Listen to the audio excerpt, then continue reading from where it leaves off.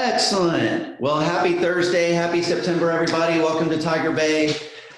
We are here on county commission races today, which is, I think this is our first county commission race. We've had a couple of city commission races debated already, but I don't think we've had a county commission race, but lucky for you, you're going to have a whole bunch of them coming up. So today we have with us Mark Pienkos, which is, I think I said it right, Mark? Pienkos? Yeah. All right, did I get the right inflection? Pienkos. Pienkos. It's Polish, right? Yes. Excellent. As a good Polish person, I take pride in that. And Commissioner Mike Moran is with us today. We have a pretty large audience out there today, looking like something over 200, which is nice. I told the panelists, and I'll tell the audience that we have a ton of questions today. So we may or may not, if you send in your questions, honestly, we may or may not get to them all. I now have, as of right now, I have over 24 questions from Tiger Bay members as of right now. I just got some more when I went to print this out. So with no further ado, let's get to it. If you have anything you want to ask, you have your chat box and Q&A at the bottom of your screens out there, and Jennifer Vine and Kevin Cooper are on standby to get you to us. And so just feel free to email those in, and we will do our best to try to get to those. If you are willing to go live and ask your question live, please so note in your question, and Jennifer or Kevin will reach out to you and let you know if we're going to be able to accommodate that. So without further ado, Mike Moran is a common sense, straight talking conservative. He is the current chair of the Sarasota County Commission. He is a self-made businessman that knows the struggles of meeting payroll, paying taxes, and dealing with government red tape.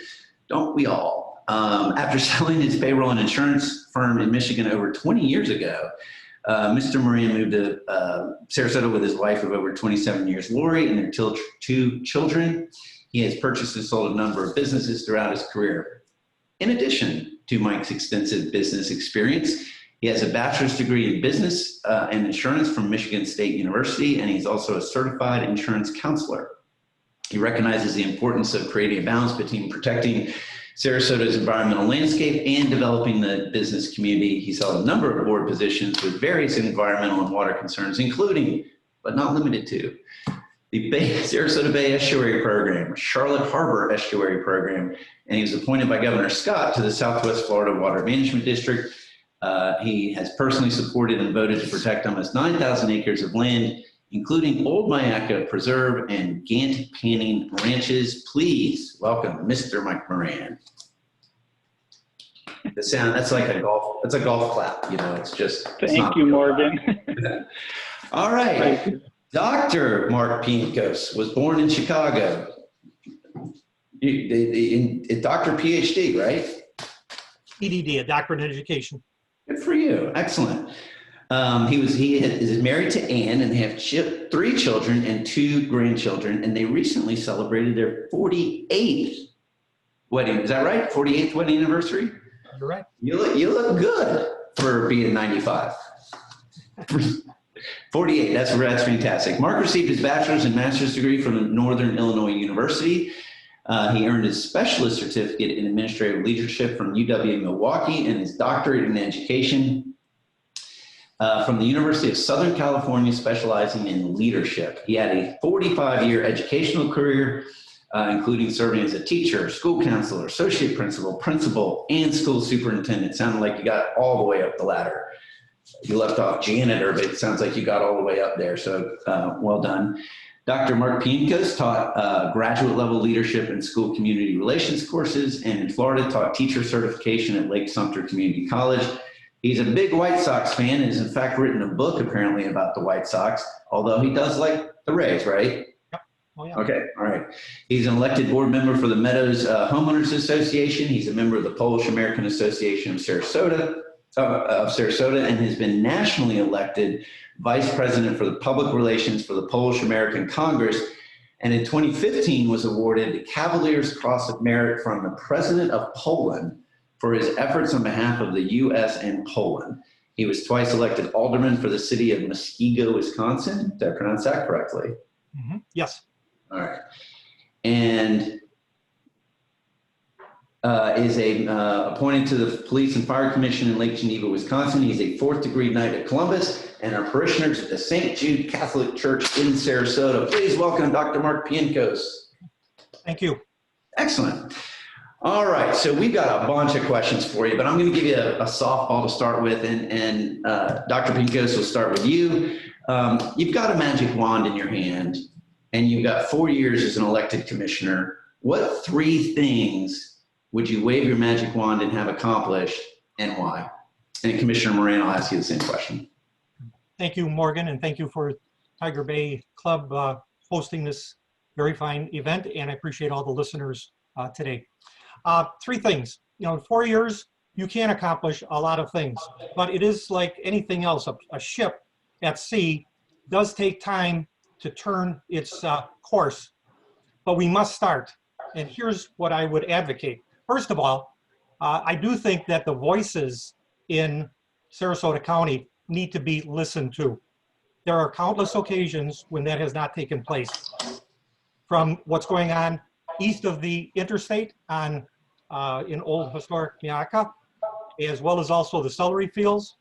On the west side, we've got the issues of red tide, all the things that are happening with our environment there, and also the redistricting issue of last year and gerrymandering. So number one, what we need to do is we need to basically restore the confidence in the general public that the elected representative will listen and act on people's behalf with a sense of urgency, because there are many issues that we have to tackle. So like I'm saying, listening and restoring confidence.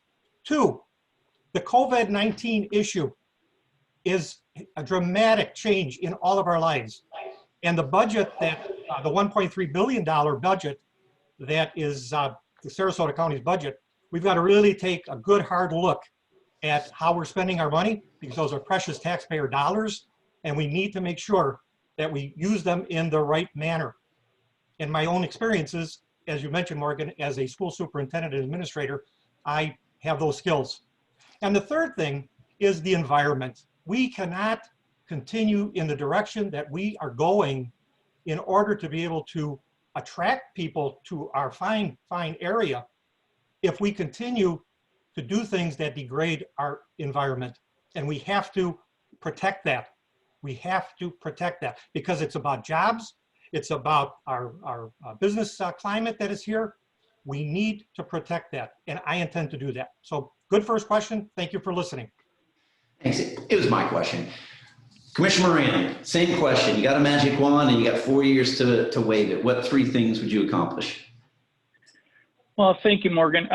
Well, it's interesting because picking 3, first off, we actually have a retreat every December and the commissioners get together, and it's not just one commissioner's wish. We get together and actually pick a priority list for the next fiscal year to make sure that we're staying on task. But, personal things that I'm passionate about is, Mr. Pienkos mentioned confidence. One of them is keeping that, not gaining it, keeping it. Is we have done for the 29th year now, a third party an education institution comes in and does a random survey of our residents, and 95% of the people love living here. So one of those 3 would definitely be maintaining that. A personal task that I've taken on since my last election on this, and it was a campaign promise that I kept, was making sure that we are focusing clearly on economic diversity and career creation here in this community, not jobs, careers. And that has never been more prevalent here given COVID and doing whatever it takes here to get back on track and us opening back up. And the third would be modern mobility. We've spent a lot of time and attention and money making sure that we're paying attention to our modern mobility here and making sure our SCAT system is integrated with all of this new technology and your Ubers and Lyfts, for example. And if anybody is interested in that, I'll spend hours and hours after this meeting discussing it, but this board has taken it as a priority, and we are very serious about it. We've hired national consultants that have come about, and we're coming with some incredibly creative ideas for our community to make sure we're on top of that and completely integrated with technology. So I'd say those are my top three, Morgan. But again, the board has very specific agenda items that we have as priorities that are not so, and not so illustrious. For example, our new medical examiner's office was a big conversation last week and a priority. So, but again, I'll spend whatever time anybody wants on detail on that, but those are my top three passions. Okay, well, you didn't know it, but a good segue. Next question, and we'll start with you, Commissioner Moran, and then Dr. Pienkos, is as we come out of the pandemic, what specifically are you looking at for economic revitalization, programs, help from the county level? Kind of give us your plan of attack to get things back on track, as it seems like we're hopefully, knock on wood, numbers going down as we come out of this on the other side. Start with you, Commissioner Moran. No, it's a great question. A lot of people ask, like, they'll come in and say, what is the government going to do about this or that related to this topic and others? And many times the answer is very simply for the government to get out of the way and making sure that we can get this opened up and let the free market and the private sector start moving again. Anytime the government is involved in such things, I've tried to make it crystal clear, and I have a voting record as such, is making sure when the government is involved, it's crystal clear that this taxpayer money, we're responsible for it, making staff responsible for it. I think it's just incredibly important to make sure we differentiate between the government sector and the private sector and who's going to get this done. And when the government is involved, for example, fees and permitting or paperwork that's necessary, making sure it's crystal clear, easy to understand, can quickly be done for, again, the private sector to make these things get back on track, not the government. Okay, Dr. Pienkos. Boy, this is a tremendously upsetting time for so many people. We have obviously the concerns about health, but also we have the concerns about business, small business in particular, and people who work in those small businesses out of work, fearful that that business may never open up again. And we also have obviously the concerns of everyday people like parents and their kids and teachers and schools. This is an extremely difficult time that we are all facing. And I know that goes without saying, we understand that. But the key is, how do we, as the question is being asked here, how do we get out of this? And how do we be better as a result of it? The budget for Sarasota County is $1.3 billion. It's a lot of money. And there's also, just recently, the commission is acting, I would say finally. I'm not sure where their sense of urgency was over the past several months. The CARES Act of $18.9 million is now going to be strategically placed out there for people to access it. But the key is that we can really benefit from the following ways. Number one, we have to go back to this idea of the environment. The environment is crucial to our area here. The Suncoast could be a leader for solar energy, for sustainable energy, for all sorts of things. We should make the Suncoast the mecca, not only in our state, but throughout the country as far as producing these types of jobs. So we should help them. We should make sure that we do it whatever we can. And lastly, out east, there is this issue of keep the country country. Excuse me, keep the county, keep the country country.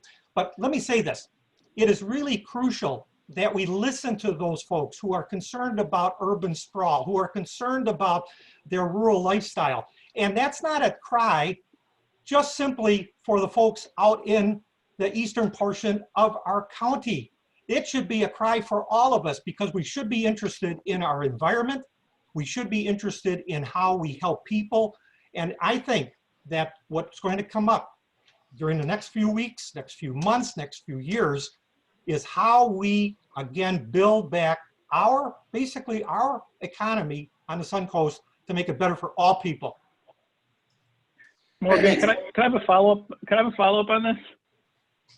Sure. We're doing okay on time, so yes. I just need to address this because I find it fascinating. Mr. Pienkos moves down here, does residency for 2 years, comes down because of this amazing community, votes in one election cycle and wants to make these changes on how to run our community. By the way, never even applying to sit on an advisory board for the county. So this is literally equivalent to me moving to Wisconsin, voting in one midterm election cycle, running for office, and then lecturing the folks of Wisconsin on how to milk cows. What's happened here is this is not a speculative conversation. When I got into this office, we were grinding out of a recession. We never raised taxes.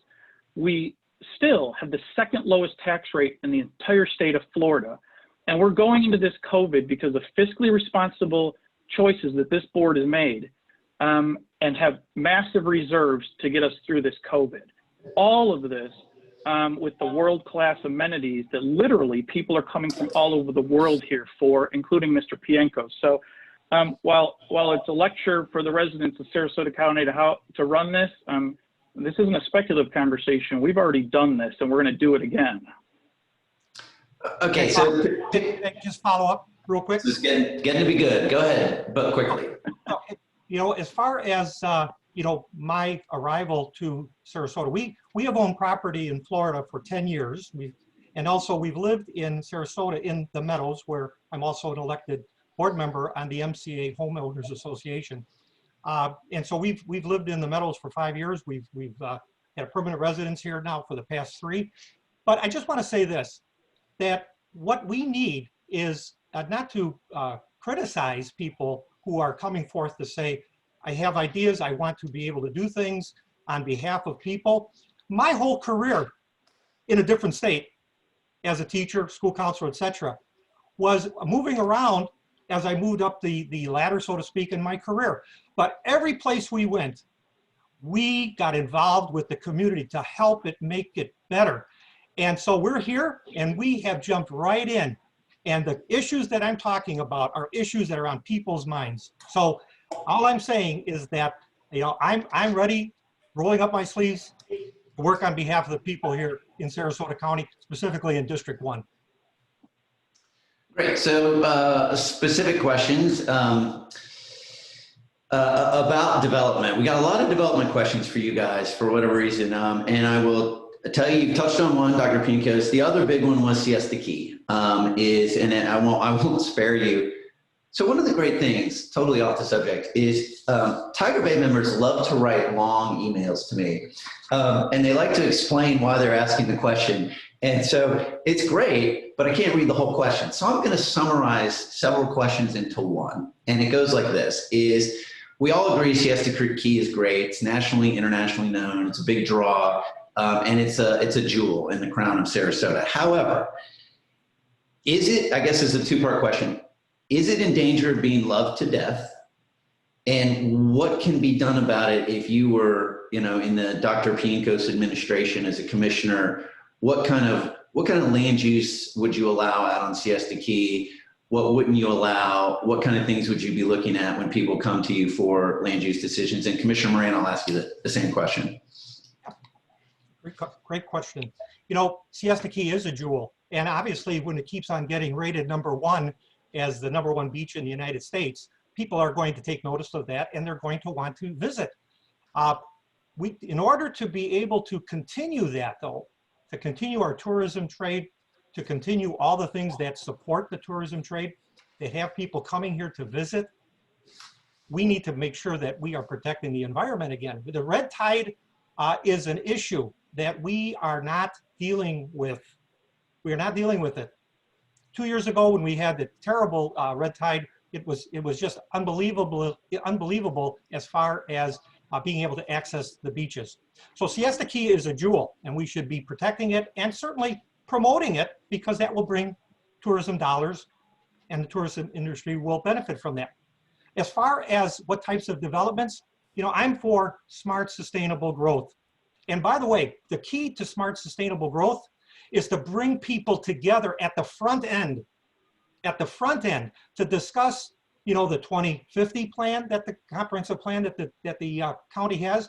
But in addition, to bring these various people together, listen to their concerns, listen to their ideas, and then move forward as far as what types of developments will take place there. but we need to bring people together at the front end to figure out what are the uses for land that is going to be developed.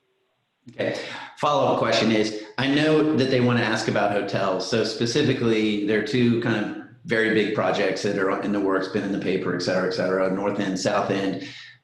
Do you have any views, and if so, what are they, about the allowing an additional hotel development out on Siesta Key? I like this. Again, one of the issues that I think people are talking about. They talk about the environment, but they also talk about traffic congestion. They talk about, how roads are being developed and the need to make sure that there's proper ability to be able to have egress and ability to be back and forth on the key. We need to make sure that we are planning properly. And again, that begins with the process of listening to people. What are their concerns? Because hotels are going to bring a lot of people down, and they're also going to produce traffic and things like that. And so we need to make sure that we are planning properly to make sure that those kinds of developments are going to actually enhance the area. If they're not, then we have to say, hey, let's slow down that process. We're not going to do that. Gotcha. Commissioner Moran, same question. Typical overview, and then with specificity, I know people want me to ask you about hotels out on Siesta, but generally speaking, kind of your view about the development of Siesta, good, bad, or indifferent. Take it away. Well, first off, I think taking a bigger picture on this is of how incredibly blessed we are to be even having this conversation. Throughout the nation, there are communities that are absolutely suffering. While we're sitting here having conversations of how our world-class amenities of tweaking out some of these conversations is that, it's the old Yogi Berra quote is, nobody goes there anymore because it's too crowded. So it's like, we've created just an amazing environment here, which of course people want to come. The question, I think, the fair question that you have is how do you create that balance, which I think we've done an excellent job. And a specific example to that is literally a third of our land in this county. This can't be ignored. A third of the land in our county is protected. So we are creating these amazing quality of life environment here in Sarasota County with a third of the land not taxable. Still, again, keeping the 95% citizen survey of people love living here. So I want perspective in the positive nature of this. It's a glass half full as far as I'm concerned. Related to the specific question of the hotels, and Morgan, you know this, you're involved with this is what you do for a living, is that some of these conversations can be what's called a quasi-judicial process. And literally the board acts as a judge. And it's just like you not being able to talk to a judge before a trial. I got to be careful with some of those conversations because it can be a conduit to other commissioners. Just as far as a generic comment to that, though, as far as communication with folks, is that I will literally have 400,000 emails since I'm approaching right now, since I've taken office. This is not assistants helping me deal with emails. This is me actually looking at it, seeing it, responding to it. Fair enough, probably 65, 70% of them are a lot of solicitations or things that are just not relevant to being answered. But as far as communication with folks, is that you don't need a lobbyist to talk to any of our, and I'm not speaking just for myself, I'm speaking for all the commissioners. You don't need a lobbyist to speak to us. You call the office and say you need or want time, and I can assure you the other commissioners, including myself, will take whatever time you want. My cell phone is on my website. So as far as being approachable and listened to, I don't think there's any question. The proof is in that.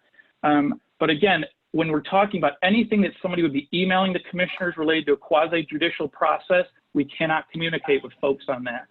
But again, any policy discussions, obviously I can talk about, but again, general questions I'm okay with. Right, no, that's a good point. So as we wait for Dan Lobeck to appear on our screen, I will give a plug for commissioners and anyone who wants to be a commissioner. If people had any idea how bombarded they are by emails, text, calls, I mean, it's a miracle anyone runs for the job, frankly, but the level of accessibility that people have to their elected officials now is staggering. So there's Dan. Hi, Dan, can you hear me? How you doing, Morgan? I'm waiting for my chicken salad to be delivered, but otherwise good.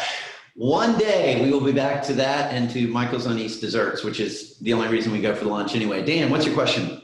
Thank you very much. Let me pull it up here. All right. 6 lines, short. Gentlemen, a new state law says that a county can require a developer to build affordable housing only if it's a trade-off for incentives. The Sarasota 2050 plan does exactly that by requiring some affordable housing in return for the incentive of allowing a big increase to urban densities in our rural lands and other benefits in a voluntary program that clearly complies with that state law.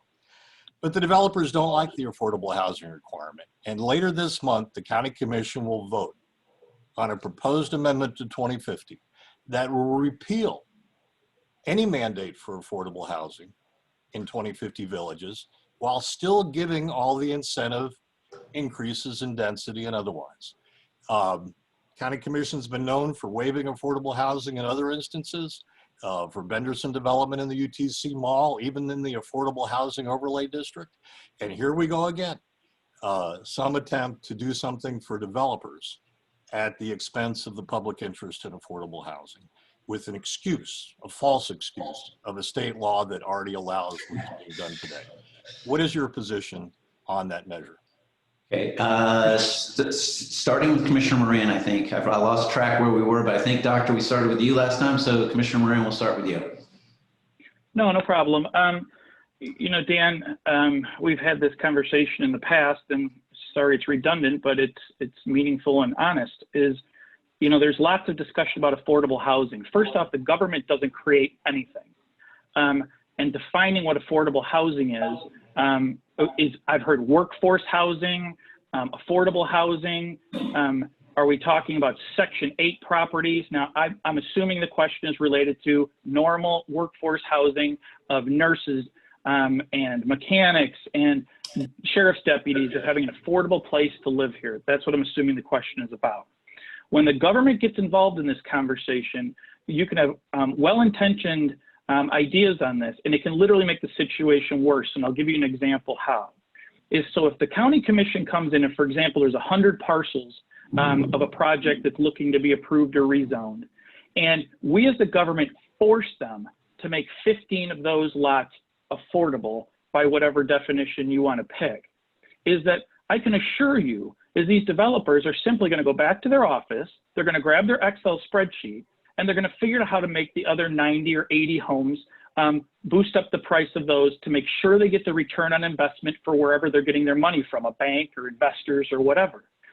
So the very idea of creating affordable housing for 10 or 15 dwelling units, for example, you literally could have possibly increased the price of that 80 or 85 units that are left.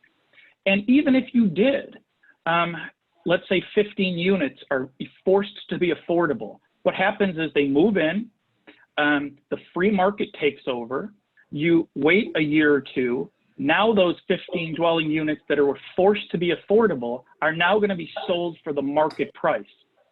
And those folks that are living in those 15 units, let's say, are going to feel immense pressure to sell that home for a significant profit. So unless there's any other specific detail that a policy decision the board could make, is I'm telling you, I genuinely believe, and I've said this before, you are pushing against the free market, which will always correct itself in this. But again, I'm open to conversation on it, but I'm telling you, the unintended consequences of that can't be ignored. Dr. Pienkos. Thank you. You know, when we talk about trying to bring people to come to be entrepreneurs, young people to come to the Sun Coast, come to Sarasota County, they can't find affordable housing. They also have trouble sometimes with transportation. But the point is that affordable housing is critical to the lifeblood of our environment, of our economic environment. We have to do things to try to provide affordable housing. Now, one other comment. You know, this amendment that Mr. Lobeck is talking about, you know, legalese, just to have people understand, you know, in the comprehensive plan, it says shall. Shall means in a document, you must do that. You must. there's no, well, maybe we'll do it, maybe we won't. But when the amendment gets made to basically compromise the comprehensive plan by saying things like, well, we'll change this to encourage, or we'll do things that, what it does is it does take away from the very purpose of the issue of affordable housing. We need to have affordable housing in our community, and the developers have to deal with that. That's what the plan says. Okay. All right. Changing topics a little bit, is we have a quick lightning round question, which is the minimum wage. It's a referendum issue for the voters this November, minimum wage to $15. Do you have a position, yay or nay? Dr. Pienkos, go. You have 2 seconds. Yes. I'm You're for that. it. Yes. Commissioner Moran. Absolutely not. Okay. Broader question, and since that was so short, Dr. Pienkos, I'll start with you again, is so we're now in a grand experiment on single member districts. We voted those in, we're now going through that process, and we got a couple of questions on this. And I'll try to condense them into a broader question, which is, are you in favor of single member districts? And if so, why? Or do you think it's a bad idea? And if so, why? Dr. Pienkos, we'll start with you. Again, thank you. Great question. This is also on the minds of many people in Sarasota County. Absolutely, I am in favor of single member districts. I voted for it when the amendment was passed, 60 to 40% in 2018. It makes sense. It allows people within a district, the 5 districts. We are running for District 1, the northernmost part of the county. It provides the opportunity for people within that district to have a representative, have a commissioner who is basically accountable to them. Now, let me just say something else about this. In 2018, that referendum was passed. In 2019, all of a sudden, ahead of the 2020 federally mandated census, which we're into right now, the commission decided to redistrict, to make it more favorable to my opponent. It was a Democratic district, slightly, District 1. All of a sudden, plans were put into action to make the district more Republican through gerrymandering, and the good folks in the many voters, about 8,000 voters in Newtown, were disenfranchised. Horribly wrong. Listen to the people. They came. I spoke at the commission open hearings regarding this in 2019, saying this is a bad idea. You're wasting money. Listen to the federal mandated census of 2020. I am all in favor of single member districts, and I applaud the people who passed that referendum, and I look forward to representing people in District 1 of the Sarasota County. Excellent. Commissioner Moran, and I will tell you, apparently I'm having some technical difficulties. I can hear you guys just fine. I have no idea if you can hear or see me. Hopefully you can.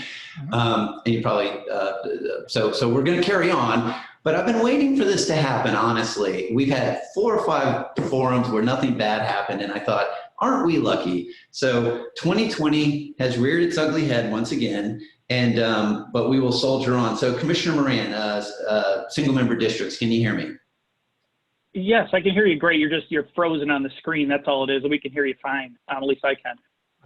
So I had my first experience with this in the primary, and when we were out at the early voting and at the polls and talking to the voters coming in, I literally had people coming out of the polls saying, Mike, you weren't on my ballot. And I said, well, you probably don't live in my district. And when the realization comes over and we have an intellectually honest conversation about this, you have 5 county commissioners as we sit today that can make significant choices that can impact your life. And you are only allowed to vote for one of them every 4 years. And when people digest that for a minute, it's, again, you have 5 people making decisions for you. You're only allowed to vote for one of them. And the realization came at that in the first election, when they came out of these early voting polls saying, Mike, you weren't on my ballot. I'm going to explain the redistrict on this, but it's incredibly important on this, is I'm going to start and end with this, is that This conversation was completely, totally vetted. We were challenged on this all the way to a federal judge that agreed with the process that I'm about to explain. This was a voter referendum that was brought on by a special interest. It passed with significant margin. Our board immediately was then tasked with, because of our charter, was mandated, there was no discussion in this, the board was mandated by the charter to redistrict and get these districts as close to zero as possible as far as the differentiation between the districts. It's incredibly important. It really never mattered in the past for literally over a decade. It never mattered because even if the districts were off as far as population, you could still vote for the other all 5 county commissioners. When single member district passed, it became critically important that we made sure that we had those districts as close to zero as possible, dictated by state law as well, by the way, not just our charter. In the charter, it's incredibly specific. You must, speaking of shall, Mr. Pienkos, you must do this in even number years before an odd number election. We had to get it right before that primary election that just happened a few weeks ago, which we did. Speaking of public input, we had a number which was optional and we made a choice to do this. We went out to the community. We had workshops in every district, literally thousands of emails and input that came about on this. And through that process, by the way, a Democrat, John O'Miller, super nice guy. I've had very pleasant conversations with him over the years. Through that process came from a Democrat, John O'Miller, came with a very thoughtful idea that still stands as a thoughtful idea to me, and we implemented it. He suggested that we have a downtown district, we have an out east district, we have a Northport district, we have a Venice district, and we have a mid-county district. We let staff know that we wanted that. It made sense to us. Obviously, we put a lot of nuances in it. For example, we wanted the ability for a resident of Venice, for example, to be able to have 2 commissioners to go to if they could. Ultimately, staff came to us and said, we don't have the human capital, the expertise, the softwares and such to do that. A consultant was hired, which I believe out of Jacksonville or Tallahassee, a consultant was hired and to make that vision happen, and it did. Again, it was the will of the voters, but again, starting on this, it was a special interest group that brought this about, which is it's a fair conversation in this of how this came about is through a special interest group. And again, I'm going to end with this. This was challenged. It went all the way to a federal judge, and he completely reviewed the process and supported our position on this. So to suggest that it was any different than that and the community did not have input is just simply not accurate. Morgan, you actually, Morgan, can I sure. just take a quick comment? Absolutely, keep it brief. We're still good on time, but not as good as we were. So go ahead. You know, there's that old saying, and now the rest of the story. You see that federal judge, basically the ruling was that the effort to try to redistrict was not racially motivated, that the plaintiffs had brought forward. However, and this is where the rest of the story comes, the judge said it was politically motivated. End of story. Morgan, I need a minute on this. Mr. Pienkos, you're an educator, and I'm sure that maybe you read that. I hope you read that, or you heard it from someone. That is not what the judge said. And by the way, that was reported in the newspaper, which I had to burn my saddle over. That is not what the judge said. What the judge said is that one of the people that took depositions, he said in the deposition and in the judge's ruling, he said that person was acting in a political way and acting as a political operative. He absolutely did not say that that county commission was acting in a political way. Look, it's okay. Morgan, let's go back. Hang on. Let me just follow up real quick. Very quick. The decision to redistrict was also taken from a plan that was submitted, kind of interesting way, submitted under the name of Adam Smith, and it was only through a Freedom of Information request on the part of the Herald Tribune that it was discovered that Adam Smith was actually an operative that gave the plan that ultimately was approved by the commission to redistrict, gerrymander the people in Newtown out, politically motivated, whether it's a person who made that statement that was reported by the paper or not, it was politically motivated. Okay, well, we're in a political arena, so the fact that there's politics involved should shock no one. But we got to move on. I do just want to go back to everything that John O'Miller says is thoughtful. So we'll just bring it back in a nice way to that. You did segue into something though, Commissioner Moran, that I want to ask you guys about. There's been a lot of talk in the last year or so about, there are a lot of ways that this can be done, but essentially integrating the city of Sarasota within the county, mechanically, whether that is actually vice versa really isn't relevant, it's more your view of that idea. Do you like the idea of integrating the city within the county? Are there advantages to that, disadvantages? What are your thoughts on it? And we'll start with you, Dr. Pienkos. I will say this, that one of the things that I have been talking about throughout my campaign is the importance to bring all the important people and organizations, municipal organizations, as well as also various groups like the chamber, et cetera, bring these groups together in partnership to work together to solve problems. We have a lot of problems. We've already been talking about the environment and about other issues, about COVID-19, about the budget effects. Whatever we can do to try to integrate and have a cost savings, we should try to do that. That's only smart. Okay, great. Commissioner Moran, what do you think about that process? The idea of integrating the city within the county, or really vice versa, is technically how it would have to happen, but sort of a Jacksonville model, I guess I would say. Well, first off, Morgan, that's the first, you bringing this up in this Tiger Bay meeting, the first I've ever even heard the conversation in a serious forum to be discussed. I have gone to great lengths since I've taken this position to make sure that I keep firewalls between policy issues that I can control and make meaningful differences at the county level, and staying out of state issues, federal issues, city issues. It's just important to me. Just like I don't want the state and feds coming down and telling us how to do business, I'm not interested in wading into the waters of telling state and fed how to do their business. As far as an integration with that city or any of our cities, I'm just going to take it as a compliment. Again, given the incredibly fiscally conservative choices we've made, the incredible reserves that we've built, again, grinding that out of a recession to the point where we even, not state mandated, we have an economic downturn fund that we self-impose on ourselves with tens of millions of dollars for exactly what's happening with COVID right now.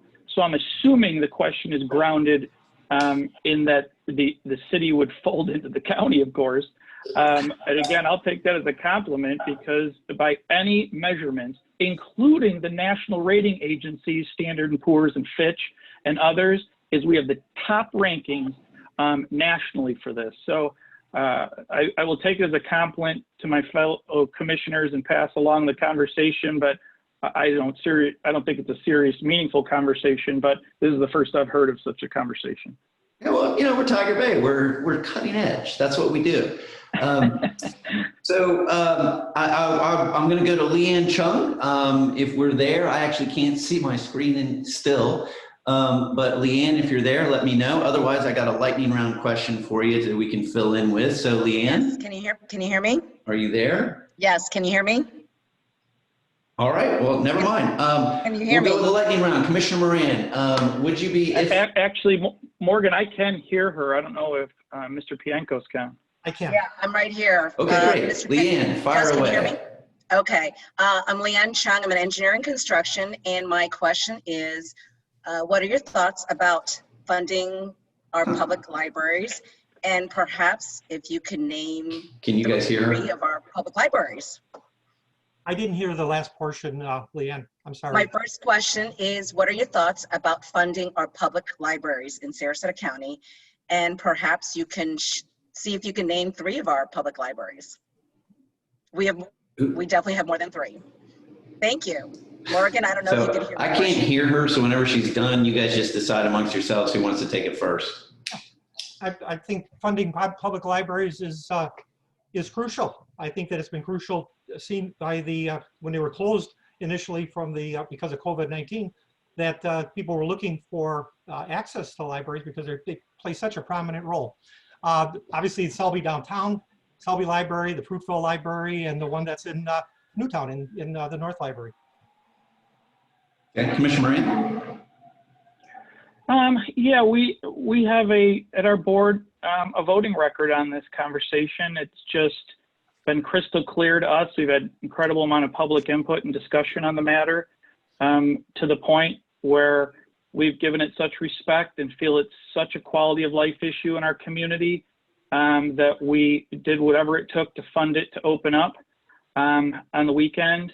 I've made it clear and in public, my mother and father got divorced when I was young, and my father lived kind of far away, and I'd see him every week, and he'd come pick me up, and we would go to the library. And I have the most fond memories of sitting in a library because I sit and do my homework and do whatever. And I literally learned how to fix the engine on a car by sitting in a library and visiting my dad. And I just will do whatever it takes to support that. And that's not just political banter. We have voted for such and funded as such. So awesome question. All right, lightning round question for you guys. If for some reason, we hope it doesn't happen, but let's suppose COVID spikes in the winter, would you be in favor, this is a yes or no lightning round, of a mask ordinance countywide? We'll start with you, Commissioner Moran. No, we've been very clear on this. We're supportive of the masks. We encourage it. We'll do whatever it takes to educate folks. But we just think it's a step too far as far as a mandate. Dr. Pienkos. Yes, I would be for a mask mandate. Let me just explain why. This is all about leadership. And it's also about being a good role model. It's not saying one thing and then not doing it. It's important to socially distance. It's important to have good hygiene, washing your hands, etc., and also wearing a mask to protect others. Think about this. Think about this. If we had a face mask rule in Sarasota County, city of Sarasota has passed that. Bradenton, I know that's not in Sarasota County. They have done that. We need to bring people together, the school folks, the various municipalities, health officials, bring people together and say, what do we need to do? Because if we're going to open up businesses, people have to feel safe. If we're going to get those workers back, we have to make sure that those environments are safe. I would say leadership is crucial in this, and I think bringing people together, explaining it, and then one last thing, giving people periodic updates, not every month or every 2 months, how are you doing, but use our technology to let people know how they're doing, how they're fighting the virus by working together. And I will say this, and just real quick. Okay, so you guys don't understand the concept of lightning round. That's okay, you're politicians, I understand. So moving on. So a couple of topics we've got left to cover, and then I will give you guys an opportunity to have some kind of closing statement so that you can kind of wrap up, but I don't want to run out of time for questions or for you guys. On the questions also, I see there's a lot of activity in the chat room from folks, which is great, we love it. But remember, we don't ask questions unless they're from Tiger members. So we can see your questions, and if before you write to me and tell me what a jerk I am for not asking your question, if you're not a Tiger member, we're not going to ask it. So sorry about that, but them's the rules. So flipping back to something that Dr. Pienkos said earlier, there's a move afoot out at historic Mayaca to keep country. I believe is there a vote coming up this month, I think? And I guess I'd ask Commissioner Moran, start with you, is where do you stand on what the folks out there are looking for? How do you plan to vote? What are your thoughts on that? And then Dr. Pienkos, I'll go to you.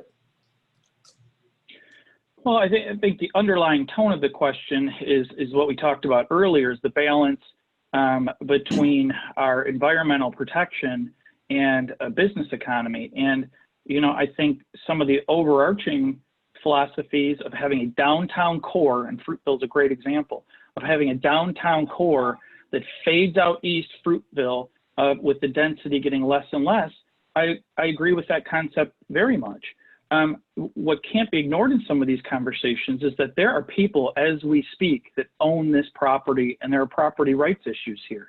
That land out east is already entitled, as Mr. Pienkos mentioned before he lived here, was the 2050 plan.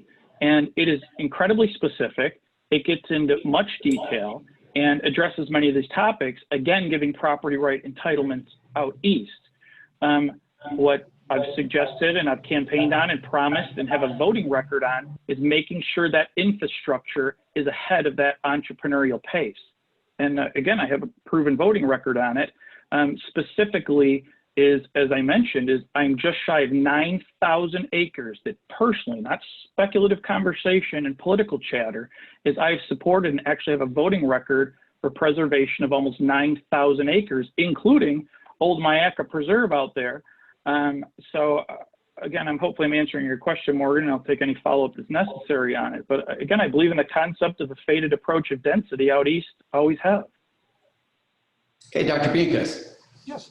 Well, keep the country country. That's the motto that people in Old Myakka are fighting for. They are trying to resist urban sprawl. My opponent's Republican primary opponent, Mike Hutchinson, I think ran a very effective race about the need to keep the country country. And I hope that those folks will look at my candidacy, because most of the issues regarding the environment, Mike Hutchinson and I agree on. So I hope that they will look at me as far as a candidate that will really fight for the whole issue of keeping the country country. So here's the issue. Here's the issue. It's about density, whether it's going to be low density or high density. And those folks have a right to have their say, and they're doing it legally through rules that are on the books to provide a plan that they are bringing forth. And unfortunately, you know, they were kind of maligned or criticized at their meeting most recently for bringing forth a legitimate plan. So keep the country country. Well, can I follow up on that, Morgan, just for a minute? Sure. If you can say keep the country country 5 times fast, you can ask a follow-up question. No, go ahead. Just kidding. So let's get with specifics on this. It's not just political chatter on this. Is that here was one of the Mr. Pienkos mentioned my opponent in this, and having intellectually honest debate on this. Here was one of the topics that was an incredible amount of misinformation on. I was not even on the board when Lake Park Estates was approved out east. One of the requirements of that development is they had to pay for almost 3.5 miles of sewer and water going to that parcel. They had to pay for it, 3.5 miles of water and sewer. We came along as a board and said, this is a very unique opportunity for infrastructure being ahead of growth, is that we did what's called a pipe expansion agreement. And it's just like it sounds, is that they were required to bring in a pipe a certain size. We said, listen, as the taxpayer being very fiscally responsible on this, we said we will pay for the difference to widen the width of that pipe. $5.2 million, which by the way, saved the taxpayer tens of millions of dollars, that while they had the trench open to make to the 3.5 miles to again do a pipe expansion agreement. That was presented publicly as we gave a developer $5.2 million. So an intellectually honest debate on this is that we saved the taxpayer a tremendous amount of money. We made sure the infrastructure was ahead of the entrepreneurial free market growth on that. By the way, in part of those negotiations, 5 acres was negotiated for us to put the water treatment facility on that parcel. So again, just having an intellectually honest conversation on this, making sure that infrastructure is ahead of that growth was something we didn't just talk about, we actually did it. Okay, I think we should have a Myakka City Tiger Bay chapter at this point.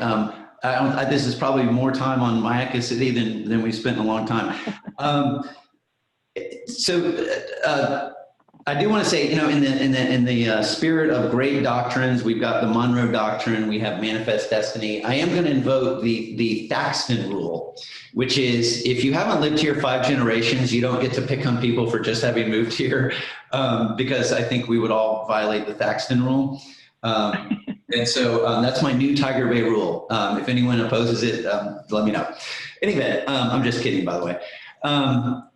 Okay, I got to skip over some of these things. One of the ones, as you might imagine, well, not as many as we got earlier in the summer, but we did get some questions about police reform. I'll try to sum those up. Start with you, Dr. Pienkos, do you have some concrete ideas about policing reform? And if so, what are they and how would you go about implementing them? And I know it's a big topic, I apologize, but I am going to kind of keep you on a short leash so you can have some time for closing statements. My experience, sure. My experience as president of 3 of my 5-year appointment on a police and fire commission taught me, number one, when danger happens, we run from danger, and those folks run to the danger.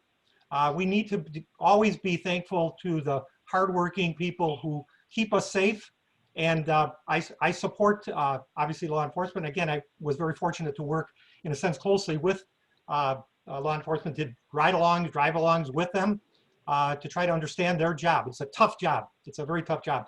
And what we need to do is have, again, greater dialogue amongst the people in the communities, and community policing is critical. The police officers, if they can understand and know the people in the community that they are patrolling or working in, that will be very important in hopefully quelling any types of problems that come up because people know the officers.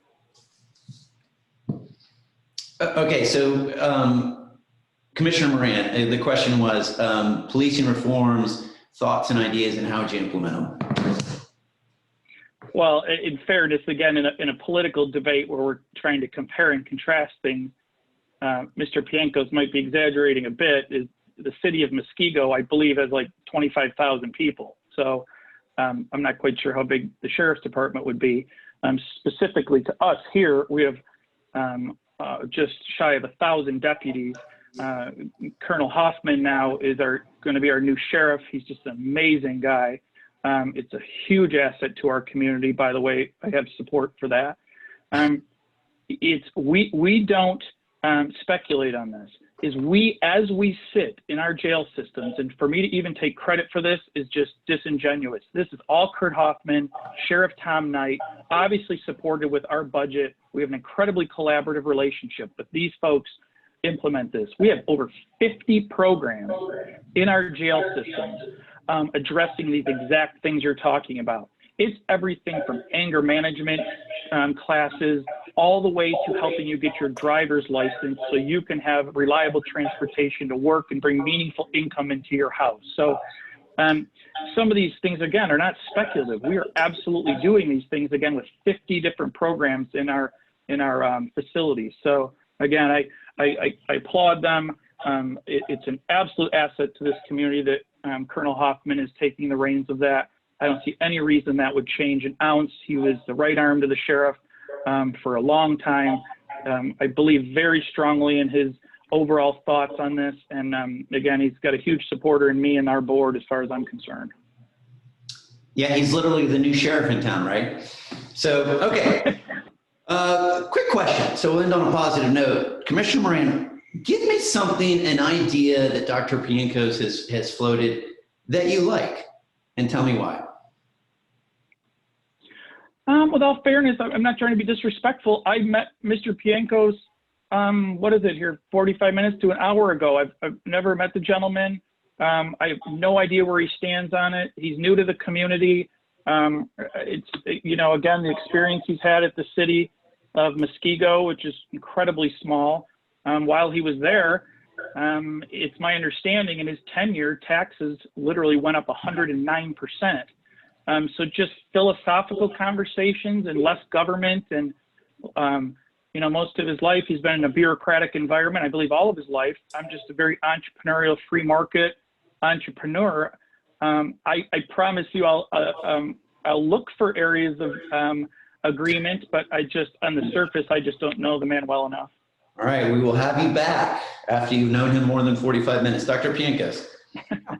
Oh, I know that my opponent is a fiscally conservative individual, and I applaud his feelings. And by the way, I am too. I know that you said I'm a bureaucrat, but I just want to say this, that when you're a school superintendent, you can't go crazy with raising taxes, because you'll have people at the board meeting saying, what are you doing? And so the board expects the operation to run efficiently and well. Always a school, it's about kids, and the way the kids are made whole basically in their school, doing a great job, are through the staff. So you have to work with them. But my experience is working with budgets. I think I can be a major asset to the county commission, because I have experiences where I've had to make tough decisions, and we are going to have to make tough decisions in the future. And by the way, I'm in the Meadows. I'm an elected board member on the Meadows. I also run a sports talk committee, a group. I'm out there. I'm out there right now visiting all 15 of the precincts, walking them, not today, but walking them over a 3-week period of time. I'm listening to people, and they're talking about the issues that I brought up before, the environment, bringing people together. Let's have people listen to each other, and we need to follow their call. All right. Well, guys, listen, I'm glad that we were able to bring you together. This is, so I should have started this whole thing with Dr. Pienkos. Please meet Mike Moran. Mike Moran, please meet Dr. Pienkos. I figured you guys had been out on this campaign trail now all summer, but I frankly forgot, Mike, that you had just got out of a primary. So I apologize for that. I will give you guys 2 minutes to kind of make your closing argument. Tell us, why we vote for you and not the other guy. And Dr. Pienkos, we will start with you. Again, thank you very much, Morgan, for hosting this forum. You also want to commend my opponent. Appreciate his participation.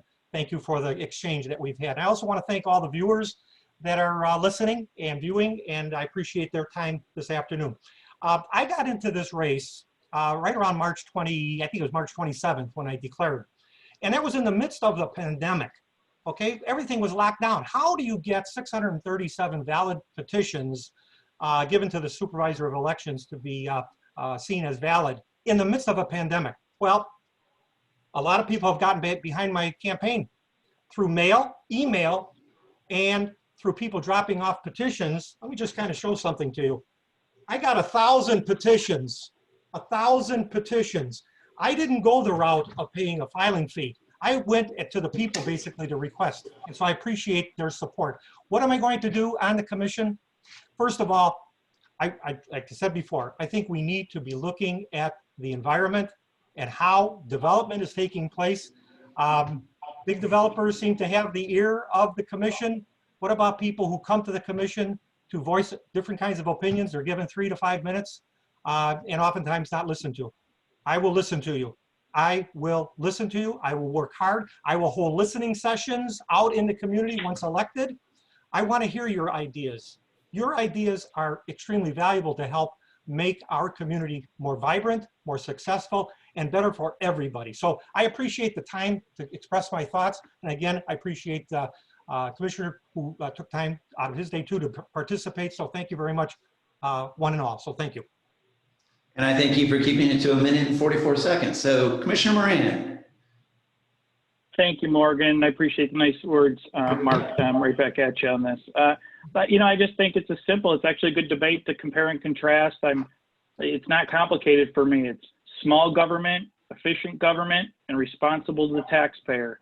After that, you just grind out the details, make sure you're listening to the community and voting appropriately. And I think my voting record speaks for itself related to that. We talked about a lot of this early, and in summary, we live in one of the most amazing places, some would argue, in the world. Literally, Legacy Trail and Nathan Benderson Park. We just put a new sheriff's headquarters, the Moat Sea Aquarium that's coming about, the Atlanta Braves Stadium. It's just literally almost endless. And it's the reason that people come here from all over the country, including Mr. Pienkos. They are coming here because of these amenities and the quality of life on this.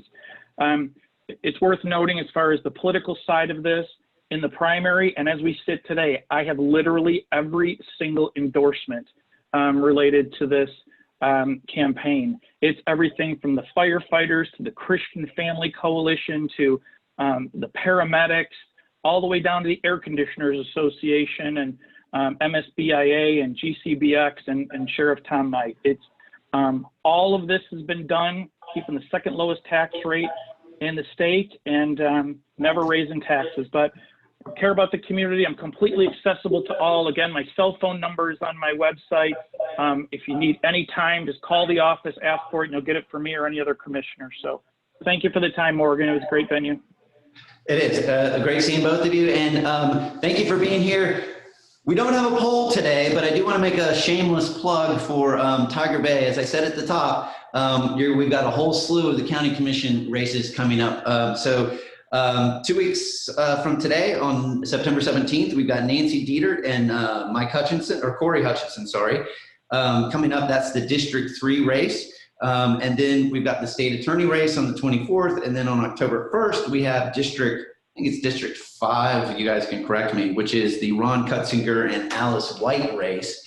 That'll bring a whole bunch of South County issues that are different than what we talked about today. So looking forward to all of those. Thank you everybody for attending. We hope you guys stay safe out there, and we look forward to you next time. Thank you. Thank you very much. Thanks.